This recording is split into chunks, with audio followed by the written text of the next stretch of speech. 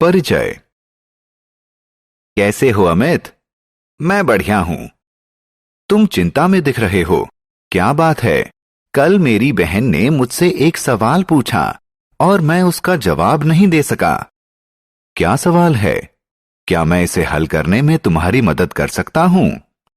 उसने पूछा कि ऐसा क्या है जो हमें फल भी देता है और लकड़ी भी, जो धरती पर पैदा हो सकता है और पानी में भी, जो घर में पाया जाता है और जंगल में भी।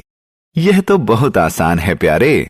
उन्हें वनस्पति या पेड़ पौधे कहते हैं। आओ सीखें। विभिन्न प्रकार की वनस्पतियों का वर्णन करना। किसी वनस्पति के मुख्य भाग का वर्णन करना। वनस्पतियों के मुख्य लाभ बताना। वनस्पति जीवन। नमस्कार दोस्तों, मैं पंकज हूं। क्या आप जानते हैं कि वनस्पति हमारे मित्र भी होते हैं, क्योंकि वो हमें भोजन और जीवन यापन के लिए जरूरी दूसरी कई सामग्री देते हैं। इसके अलावा वो हमें छाया भी देते हैं। वो भी हमारी तरह सजीव होते हैं। उन्हें अपने जीवित रहने और बढ़ने के लिए आहार और जल की जरूरत होती है। उनमें भी हमारी तरह विकसित और लंबे होने की योग्यता होती है। वनस्पतियों के प्रकार। बच्चों, हम अपने आसपास विभिन्न प्रकार के पेड़ पौधों को देखते हैं। हम देखते हैं कि कुछ पौधे लंबे होते हैं तो कुछ छोटे।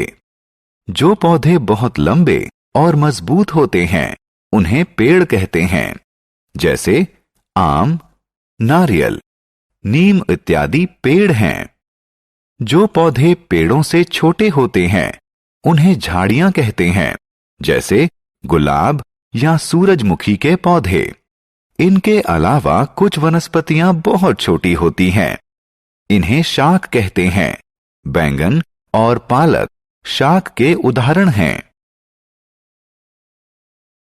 बेल और लताएं। दोस्तों, यह जानकर आपको आश्चर्य होगा कि कुछ वनस्पतियां सीधी खड़ी नहीं हो सकती और उन्हें खड़े होने के लिए सहारे की जरूरत होती है। ऐसी वनस्पतियों को बेल और लताएं कहते हैं। बेल किसी सहारे के साथ बढ़ती है, जैसे कि मनी प्लांट। लताएं जमीन पर फैलकर बढ़ती हैं, जैसे कि कद्दू और तरबूज। वनस्पतियों के अंग। दोस्तों, आइए पौधों के विभिन्न अंगों की चर्चा करें। किसी पौधे के मुख्य अंग जड़, तना, पत्ते, फूल और फल होते हैं। आइए एक एक कर इन सभी के बारे में और जानें।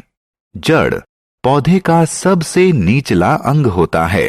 ये मिट्टी में विकसित होती है और पौधे को जल और खनिज प्राप्त करने में सहायता करती है।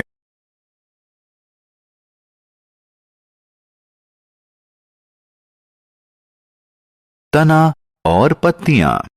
पौधे का अगला अंग तना होता है। पौधे के कठोर भाग को तना कहते हैं, जो जमीन के ऊपर उगता है। यह पत्ते, फल और फूल को वहन करता है। तना पौधों को सहायता भी देता है। दोस्तों, क्या आप जानते हैं कि तने का कौन सा भाग उन्हें फल तैयार करने में मदद करता है?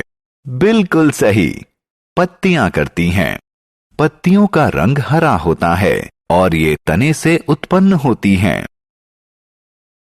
फूल और फल। दोस्तों, आइए अब हम पौधे के सबसे आकर्षक और सुंदर भाग यानी फूल के बारे में जानें। फूल विभिन्न रंगों और प्रकार के होते हैं, जैसे सूरजमुखी, गुलाब या डहेलिया इत्यादि। मैं जानता हूं कि आप में से ज्यादातर लोग फल पसंद करते हैं। पौधे के रसदार भाग को फल कहते हैं। फल विभिन्न आकार, प्रकार और रंग के होते हैं, जैसे केला, आम, सेब या संतरा।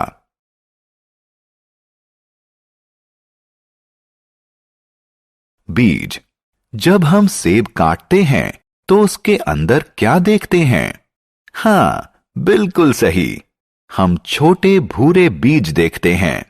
दूसरे फलों के अंदर भी बीज होते हैं, जैसे पपीता और आम।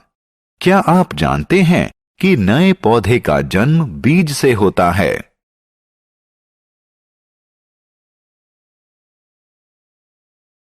वनस्पतियों का उपयोग। बच्चों, हम जानते हैं कि हम पौधों से खाने की सामग्री प्राप्त करते हैं।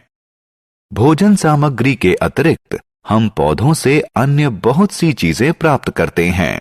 बहुत सी दवाइयां व इत्र यानी परफ्यूम पौधों से बनते हैं। पेड़ हमें लकड़ी भी देते हैं। कुछ स्थानों पर लकड़ी से घर भी बनते हैं। आओ खेलें। दोस्तों, आइए आपकी जानकारी की परीक्षा लें। पौधों के विभिन्न अंगों से उनके कार्यों का मिलान करें। हमने क्या चर्चा की? हमारी ही तरह पौधे भी सजीव होते हैं। पौधे कई प्रकार के होते हैं, जैसे पेड़, झाड़ियां, शाक, बेल और लताएं।